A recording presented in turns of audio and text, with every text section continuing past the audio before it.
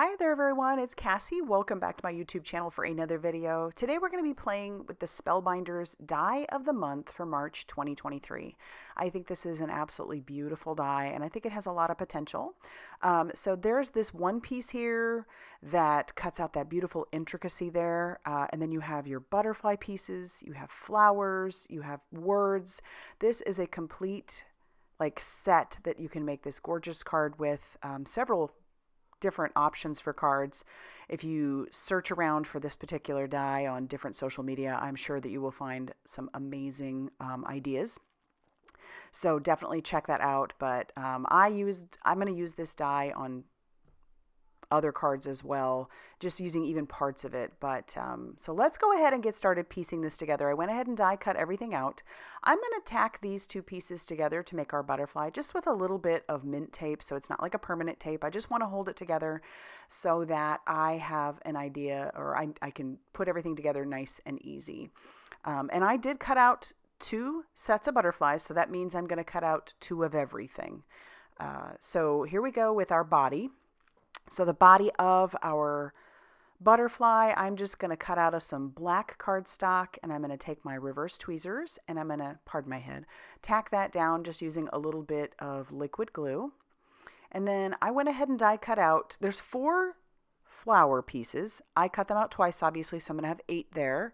And then I like how Spellbinders does it. You can cut it out of green or whatever you'd want your stem color to be, and then you piece your flower petals on top of that.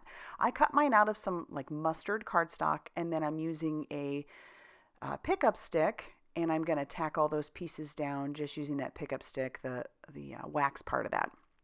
And so we're going to do that this many times, obviously 8 times. And it's pretty easy to decide where those petals go on which one of those. And then our next step would be to do the middles. And I cut our middles out of some black cardstock, just using that pickup stick again to tack down each of my centers to my flowers. This part was actually pretty easy. And I feel like once you know how to do it, because sometimes these intricate dies can be a little bit intimidating, but once you know how to do it, it's easy. And you can just, die cut till your little heart's content and then just start piecing everything together. I love how this does come together. So you can put your flowers on top of your butterfly to add all this beautiful detail. And it's just that simple. For this first one, I didn't tack them down as close to the body as I would have liked to. But for the second butterfly, I definitely stick those flowers in a little bit closer to the body, almost like they're stemming out from the body. But it adds this beautiful detail to the wings. And so we'll do it for both of them. And you have this beautiful butterfly that was actually very, very simple to put together. And so now we're going to put together our base. And so our base consists of just this piece of cardstock that's a little bit darker green cardstock than the little intricate die cut pieces.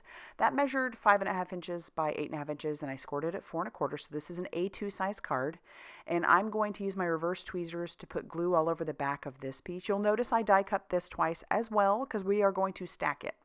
We're going to put one on the bottom and we're going to put one on the top, and it slightly overlaps just barely, but it overlaps in a way that you can't tell.